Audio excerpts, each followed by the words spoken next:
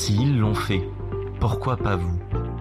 Salut à toutes et tous, c'est Yacine Scali et bienvenue dans la tête d'un CEO, le podcast qui vous inspire à entreprendre. Depuis 5 ans, je vous propose de faire un petit tour dans la tête de un ou une entrepreneur chaque semaine pour justement s'inspirer de leur état d'esprit et de leur parcours.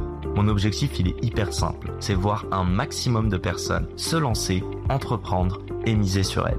On sort une interview tous les lundis, donc n'hésitez pas à vous abonner dès maintenant. Et pour nous soutenir, ça vous prend 30 petites secondes. Je vous demande de nous laisser une note et un commentaire sur les plateformes d'écoute de votre choix. Encore une fois, un grand merci de nous écouter et n'oubliez pas, s'ils l'ont fait, pourquoi pas vous? Bonne écoute à toutes et tous. C'est quoi ta mission de vie? Et après, j'aimerais qu'on revienne un petit peu sur comment cette mission de vie s'est construite dans ta tête. Ouais. Tu vis pourquoi aujourd'hui? C'est bien que tu dises aujourd'hui parce qu'à un moment donné, j'ai fait justement en créant Welcome Account, j'ai fait un switch de mission personnellement, mais beaucoup plus professionnellement. Okay. C'est-à-dire qu'avant, je viens de l'Iran, j'étais journaliste, blogueur, activiste politique. Ma mission de vie personnelle, mais plutôt en fait professionnelle, c'était d'avoir un impact dans la vie démocratique et une diffusion et l'accès aux bonnes informations, partager la réalité et mobiliser des gens pour une meilleure société libre, démocratique et juste. Un mouvement sociétal.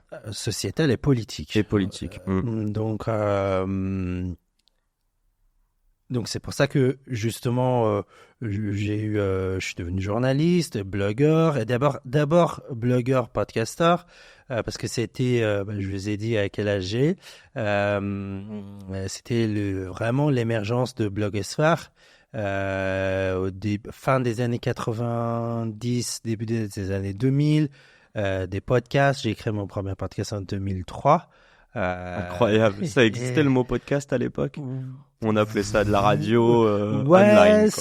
Oui, justement en fait. Et le terme, je pense qu'il existait, mais les gens comprenaient pas. Et moi, je disais une émission radiophonique, mais sur ton téléphone. Donc les gens ne comprenaient pas. Et quand j'enregistrais, à l'époque, le Internet de haut débit n'était pas si accessible que ça. Surtout pas sur les téléphones. Pas du tout sur les téléphones. Et même chez les gens, il y avait, je ne sais pas si tu te souviens, il y avait le dial-up. Donc se connecter avec une ligne téléphonique, ça faisait ce bruit. Ouais, je vois. Et on avait surtout un temps limité. Ouais, exactement. Et ça coûtait beaucoup plus cher qu'aujourd'hui. Et donc, tout le monde n'allait pas télécharger un podcast. Donc, je distribuais littéralement mes podcasts avec les CD, sur les CD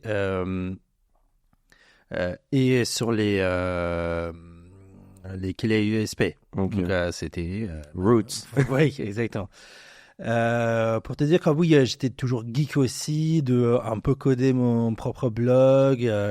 À l'époque, ne serait-ce que pour changer une photo de droite vers gauche, il fallait savoir écrire une ligne de code. Okay. Donc, il n'y avait pas l'outil automatique avec le bouton. Pas du tout, il n'y avait pas drag and drop. Tout était manuel.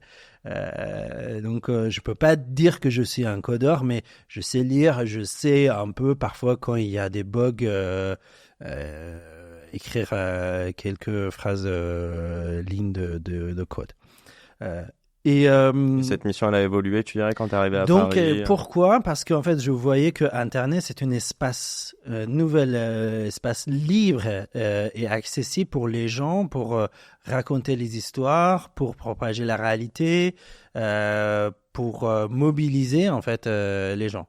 Donc, c'est ça ma mission. Donc, j'ai eu des engagements à la fois journalistiques, mais à la fois politiques. Et l'intersection des deux a fait que j'ai eu des soucis politiques.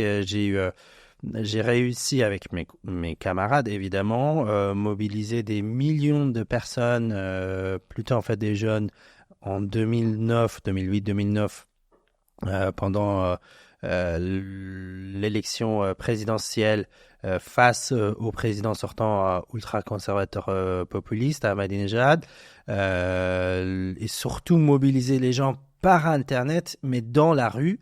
C'était pour manifester, pardon? Oui. Okay. D'abord, en fait, mobiliser les gens contre le président pendant la campagne électorale. Ensuite, quand il y a eu en fait, le gouvernement, le régime a triché, donc on a eu ce sentiment que les élections nous ont été volées. Et donc, on a manifesté dans la rue et à un moment donné, ça nous a complètement dépassé. Donc, les gens sortaient dans la rue, mais c'était nous derrière cette mobilisation par Internet. C'était les premières fois où sur YouTube et Facebook et Twitter, c'était déjà le cas, on avait les contenus politiques. Twitter non censuré non censuré parce qu'il y avait même en fait politique tout court. Okay. YouTube était pour les tutos, pour c'était entertainment. Ouais, entertainment. Facebook était pour draguer des filles et des garçons ou partager ses photos de vacances. Et Twitter avait déjà un côté, est devenu un côté débat. Politique, débat et tout. Et d'ailleurs, cette année, Twitter a été shortlisté pour le prix de Nobel de paix grâce à ce qui s'est passé en Iran parce qu'ils ont retardé plusieurs mises à jour majeures parce qu'ils savaient que s'ils déploient ces mises à jour, le Twitter deviendrait inaccessible en Iran. D'accord, ok. Et c'était un outil de mobilisation et diffusion de l'information pour nous à l'époque. On est en 2025 quand on voit ce que Twitter est devenu et ce que ça va encore devenir. J'ai juste une mini question. Tu as eu des problèmes avec les autorités? Est-ce que tu as déjà été en prison là-bas? J'ai été arrêté plusieurs fois. Les premières fois, c'était quand j'avais 19 ans. Mais après, à cette époque, effectivement, le plus important, c'était à cette époque-là. Ouais. Donc j'ai été arrêté juste après les premières manifestations. J'ai passé quelque temps en prison. Combien de temps? Durant 2 mois, plusieurs fois. D'accord. Tu fait des allers-retours. Okay. Et toujours dans l'isolement, enfin cellule. T'étais tout seul? Ouais. Tu peux en parler ou pas rapidement? Non, pas trop. Pas trop? Ouais. Ok, y a pas de souci. Donc, parce que c'est derrière moi. Ouais, y a pas de souci. C'est la fin de cet épisode. S'il vous a plu, prenez 30 secondes pour nous laisser un commentaire et une note sur la plateforme d'écoute de votre choix.